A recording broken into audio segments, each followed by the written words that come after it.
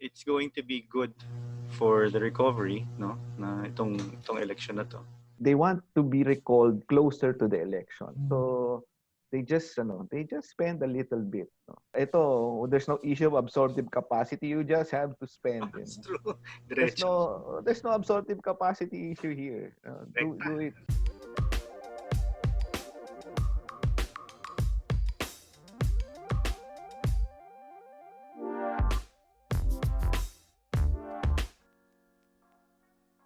He was actually excited. Wow, it's a third player. Finally, some other provider.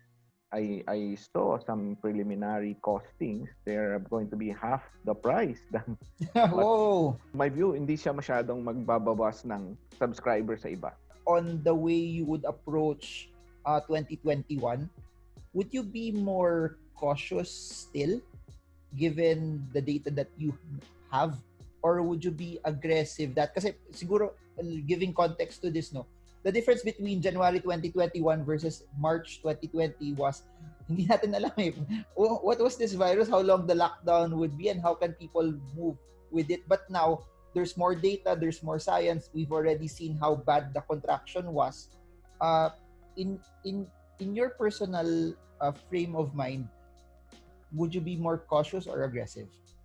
Carlo, then Alvin. The word is cautiously optimistic. Of course, hindi pa ganun kaklaro. You hear news here and there about the vaccine plan, diba? Nung una, 3 to 5 years, 60 to 70 million Filipinos. Tagal naman nun. How many are we? 109 million, diba? So, syempre, hindi mo naman kailangan na i-vaccinate lahat. No? But, yeah, cautiously optimistic kasi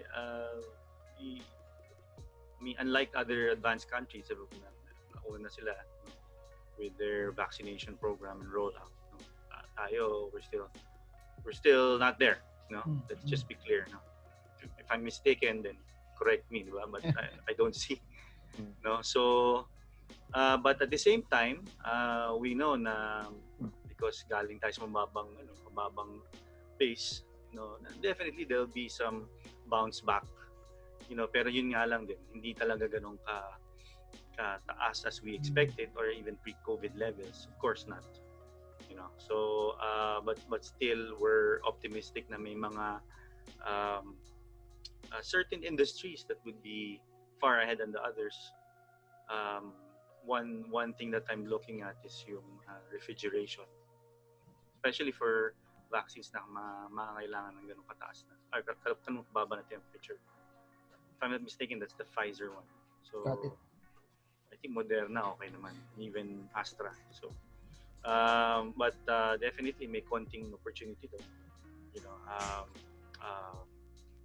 Yung entrepreneurial spirit na sinasabi mo kanina, yung mga looking ahead, real estate, just looking ahead, it's down, but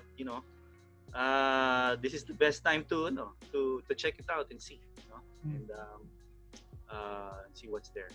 I'm curious on this before I move to Alvin Ang. What people were saying the first quarter of 2020, the real estate market will crash. Pero fast forward to where we are right now, it somehow nag-dip ng konti, or for some it did not really grow. Pero we didn't see massive vacancies like in other countries. What contributed to that?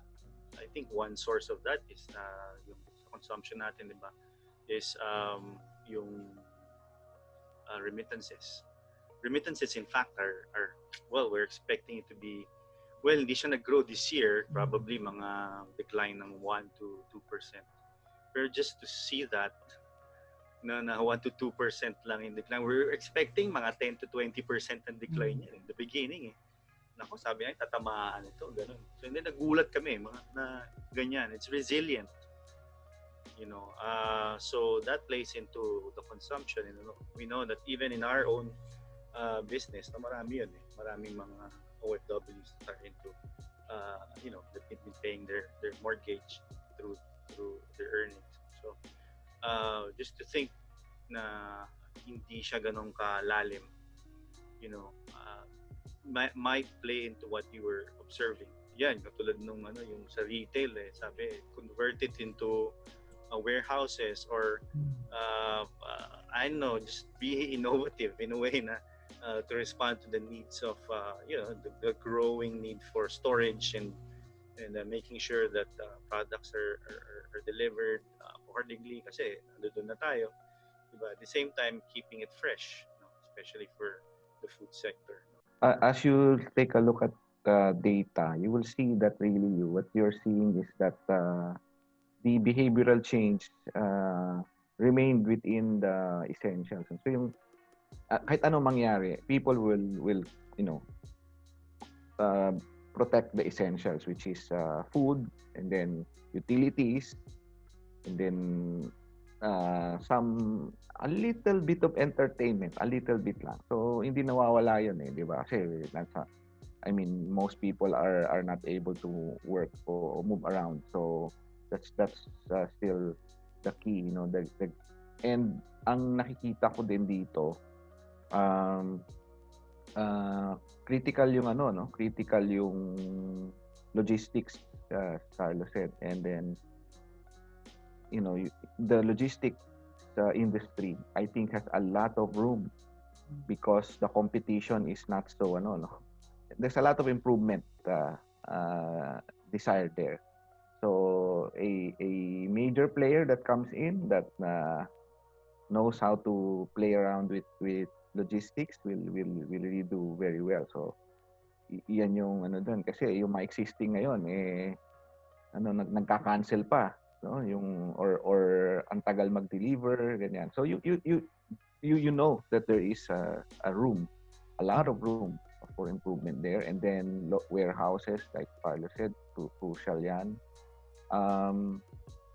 I'm also looking at the food supply chain, which is very very exposed now to a lot of challenges kasi ang nangyari, we have it's like the markets are so far away from the source, and so when something happens in the source, the markets dry up, and that's what we are seeing right now. And I think a big opportunity is creating hindi naman siguro tayo pwedeng mag-create ng mga local backyard pero ibig sabihin yung tinatawag na integrator business would be a good one. Okay, community, those it can be the local government, but it's an opportunity to earn. So you can be like kung sa online shopping mga drop shippers, bakit hindi mo siyang gawing physical? Everything is in there, particularly the food supply. Kasi right now, I think we have not still learned from the experience of the lockdowns. Now there is not much lockdown for food, but the supply now is drying. So vegetables, meat, diba? Mamahal because the source is drying up. Kaya ang problema, ang layo pa ng market. So ang daming dagdag along the way. So if there is like local parang magkaroon ka ng parang per city, for example, per district, you kind of have a storage facility. That's why Carlos cold storage is very important. Nasa na yan before, nasa plan na ng government but it's always good there. We always have good plans, but ang hirap talaga i-execute yan. But we should have, if we had done that long ago, wala tayong stable ang food prices. Kahit na may supply drought somewhere, you're able to parang stabilization kind of mechanism. I add something lang ako sa real estate.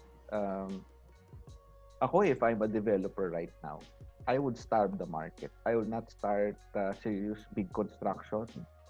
Kasi ang daming I think the reason why hindi mataas ang vacancy kasi binigyan mo sila ng reprieve from paying So nag-negotiate sila, sige, wag muna kayo magbabayad. Hindi mo kami magbabakit, ha? So the vacancies will start coming up this year because tapos na yung mga tapos na yung mga discount saka yung mga payment muna eh. No? So those who did not really make any money in 2020 and tight na yung cash flow will definitely say we will go out. So that's why ang fear ko is that yung oversupply will just come out this year. So when the oversupply comes, opportunity talaga yan, no? So prices might get depressed. Delayed nga di ba? I think Carlo, nakita mo third quarter lang lumabas yung depressed yung real estate price index, doon lang nag-reflect ng negative after 2 quarters already of bad. I mean, hindi agad nag-effect eh. So now we are seeing it. And looking at it from how property developers have done, they're selling projects pero naka-stretch eh. The turnover is way far than what it was. And I think there's also a shift on properties that have been consumed also. There's a larger focus on properties outside Manila, landed properties already. And then second is, katulad ng sinabi nyo kanina, dami naghanap ng warehouse ngayon, pretty much for the e-commerce play. So thank you for your insights. We're down to our last 2 questions, and I'm so interested about this kasi we're nearing election next year, and as everyone who's watching this know that during election there's a lot of election related spending, and it doesn't just happen on the year of the election. It happens months prior to the election year. What's your insight on how do you think this will impact at least the quarter 4 of 2021, assuming that there will be money moving around for elections for next year? Looking at the data, normally before the election year or even during the election year, may uptick talaga sa GDP growth. I'm not sure the exact one. I think it's 0.1 to 0.3% ang uptick, probably higher, no? It's going to be good for the recovery, no? Na itong election na to.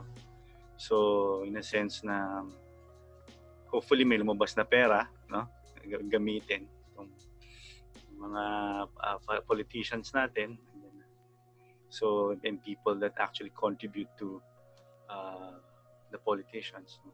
And hopefully that will help aid the recovery moving forward. They want to be recalled closer to the election. So they just spend a little bit, no? So may gradual spending na yan that's coming on, and that's good really. This is the kind of stimulus na kung ayaw gamitin ng national government, the politicians' stimulus, no, will come into play. And of course, and their supporters, no. So that would be the stimulus you wanted, and we hope they spend early, because hesitant yung national eh, di ba? But ito, there's no issue of absorptive capacity. You just have to spend. That's true. There's no absorptive capacity issue here. Do it now. Kaya magagawa agad nila yan, di ba? So I'm not surprised that it's starting early as now. So ang lang natin diyan is people are on the surveys game pa. Diba? Nakita niyo naman, nag-start na ng December for the jockeying. So, who wants to get higher? Yun yung spend yun. Diba? So, we will see, no? We will see. Pero definitely, fourth quarter may kick. Baka third quarter pa lang makikita na natin yung dagdag eh. Pero, yun nga lang. I mean, because as I said, it will not be as obvious because they're still balancing their opportunities. Considering that the lessons of the past election tell us that really it does not, you may be the leader in second half, 6 months before election, you can easily lose it. The boost is the first half of 2022. I think dyan na yung over and above the stimulus or the budget that they will have this time. Is it the same by election-related spending in other countries when you compare it sa level of how it impacts the GDP of the Philippines? Or sa sa atin lang talaga yung ganun kalaki yung nagiging spending that it helps push the GDP higher? It has to do with the nature of the political system. No? So kung mga parliamentary, walang ganyan. Hindi ganyan kasi localized lang yun. But I think for presidential systems and direct yung election, yun, siguro, it will matter. For 2021, what do you think are the sectors that will do well? So it actually, which I still believe would be in the essential industries, like food supply chain, utilities. They will be a staple that cannot be, that will remain, and the laggards still, accommodation, transport will recover, but not as fast, no. In fact, what I see is that as long as we still have this kind of lockdown mindset, ang tumataas ang benta ngayon, mga e-vehicles saka motor, lalong malakas ang benta because people want to be safe, so they want to have their own vehicle. Yan. So, but communicate, comms kasama dun sa essentials natin. But yung retail would be still anemic. Yung retail, it will move to the to the online. I checked I came across an article that says that Lazada sales in December, the number 1, 2, 3 items na bumenta ay clothing, shoes, etc. But look at the logic of that. Where were you going to use those things? It's simply because the prices were so low that people were so tempted to buy it, and sobrang bagsak yung presyo at wala ka namang paggagamitan. Yun ang pinangregalo. No? Sobrang mura. So oversupply and overstocked eh. Of course, construction, nasabi na rin namin ni Carlo, maganda yun. Kaya lang constrained ang government. So it has to be private sector that should take the lead there. PPP siguro. Pag gano'n, then, a lot of these projects will be finished faster than expected. And yun, that will create a lot of opportunities for the rest. Yun yung bottleneck eh. That's why the economy does not move so much kasi very limited yung funds that's perking up the rest. But since there's election coming, sabi ko nga, a little bit of play will come there second half, but not the big ones, no? Because as I said, based on history, people tend to make their decisions closer to the election, not earlier. Election-related spending, meron kang mga TV ads doon. Since that, ang laki ng shift sa social media, do you think TV stations will earn almost the same as what it was before? They'll find a way. They'll find a way. But people will adjust to that and how they could funnel still that yung income. But definitely matatransfer sa iba. In terms of winners and losers, no? For this year, it's a dichotomy between essentials versus non-essentials. So definitely walang mga big purchases, no? Panay mga halos essentials. But we know that we've seen that already happening in the last 11 months, no? So mag-iisang taon na tayong lockdown eh. So mag-iisang taon na pala yung lockdown. Pero meron pa rin tayong mga restrictions, syempre. So you will see kung ano yung mga industries na pumalo. Just an anecdote, like for example, yung the company that my wife works at is chemical. So may mga disinfectant sila, mga sabon, mga ganun. Initially, they were into tourism. Yung mga institutional clients sila. Medyo sila doon. Siyempre, we know that it's really has collapsed, no? So but they do manage to adjust to the essentials, no? I'm curious about, you mentioned essentials. Do you think it will still be the same degree, especially for March, April 2020? There was a rush to go to grocery supermarkets, and then people were buying canned goods also in very, very large quantities. Given that more people are going out right now, does that still fall under your essentials category that they will still do well given that hindi naman na masyado mas mobile na yung mga tao and the ability also to buy out, eat out is there already? It's yes, the demand most probably is not the same anymore. Kasi nga, as you mentioned, mobility is now higher. People can now, go out and move, more freely. So but definitely uh, yung pagiging online and people going to online, it's not something that's going to go. So I think on the seller side, they have to be very smart about and take advantage to keep people there. Before I let you go, I want to take this opportunity that if you have any word that could help encourage people, especially I hope that people start 2021 a bit more optimistic and they use this year as a level for them to bounce back. Anything that you'd like to share to all of them? We'll start Dr. Alvin Ang, then Carlo Asuncion, then we'll wrap everything up. Yeah. Well, we know that what one thing that is certain is we are we have hit the bottom. The question is how fast are we going up, and also to me another aspect of that going up is it requires that you pull somebody up with you.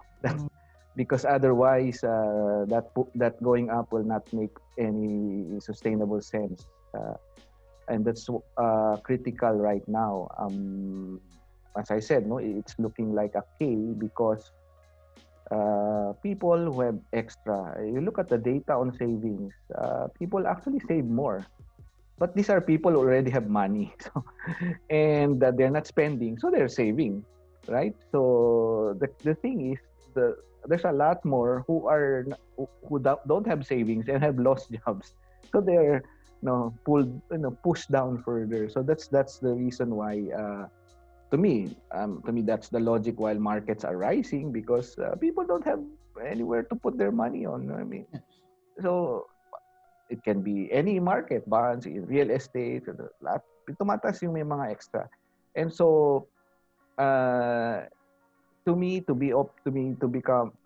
have like an encouragement for 2021 for the rest, it's good to invest, but it's also a good time to think of how to diversify that to opportunities that create jobs.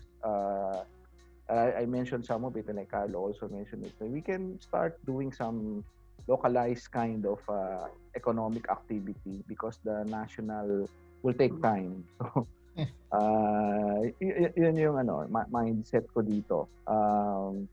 There's opportunities, especially if you're long-term investors. Of course, this should be good, but also think about that opportunity in the long term is also dependent on not so many people getting out of the income loop. So it pays that they are also helped. So that yung long term na gusto natin will all at least not so many will go down, because if you look at I think the data last year, I made some initial run, parang about 12 million actually more or less at one point in time last year lost their jobs.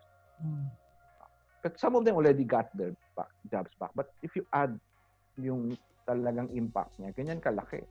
So it's a huge number. We're 100 million. That's more than 10% of the population, and of the working population. Malaki yun. So that's why, to me, the long term or even the medium term for the election, it has to be that the investment will not only be on looking at future gains, but also how to pull the rest for that gain. Ako, one thing lang masasabi ko is I believe in the Filipino. I really, just looking at every smile that you see when it's snapped or published on a newspaper because katatapos lang ng bagyo or sumabog yung bulkan, nasa evacuation center, but they don't fail to smile and find a good thing about it. So kung magpapagawa kayo ng bahay, magpagawa na kayo ng bahay.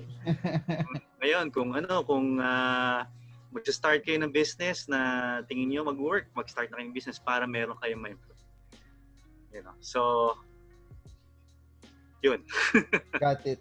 Nakonsensya tuloy ako. Sabi ko, ano tutulong ng stock market? Ano tutulong ng Bitcoin? Wala, it just stays there.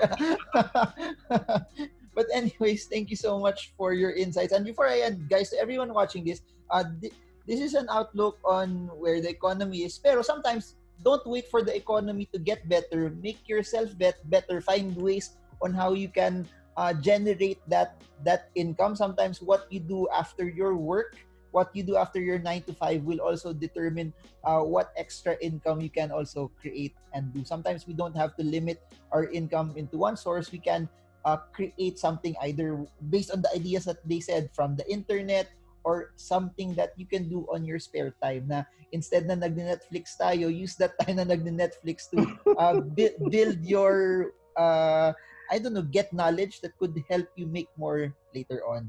So before I end, Dr. Alvin Ang has a YouTube channel. You can support him, watch him, get his insights there. Carlo, I forgot to ask, do you have any avenue where people can hear your insights or it's just primarily Unionbank?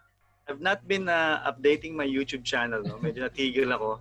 So, yes, I do have a YouTube channel. So, you can also check it out. Ayan, what's the channel? Sige, go. Carlo Asuncion. Okay. So, just find it in YouTube. So, Okay, guys, please lang, just a request, please subscribe to Carlo Asuncion's channel on YouTube at pati na rin kay Dr. Alvin Ang. Sa lahat na mag-subscribe sa akin, kahit wag na sa akin, sa kanila na lang muna. Please support them, watch their insights. I'm sure you will learn a lot of smart and interesting information. And sayang naman ito mga panoorin natin kasi pag pinanood nyo sila, makakatulong to sa inyo sa pag-decide on what you're supposed to do moving forward. Not just, sana wag lang puro entertainment, something also that will educate you. So, there. So, I'll put the links below for you for their channels. Please subscribe, watch them, and support them, and share it to your friends also because this is something that I think Filipinos need right now. So, thank you so much, gentlemen, Dr. Alvin Ang, the Ateneo, and Chief Economist of Unionbank, Carlo Asuncion. Thank you so much for joining us. And to everyone, if you guys learned a lot, put it in the comment section. I'm learning. And I hope you guys got a lot from this. And I hope this video helps you trade well, trade strong, trade smart. See you all again soon. And God bless you all. Having gone through Asian financial crisis, global financial crisis, all the problems we've had before, the drop was actually not that much. And it recovered pretty fast. Most stocks are not at the same levels as pre-pandemic, pero recovered quite a lot from the bottom very quickly.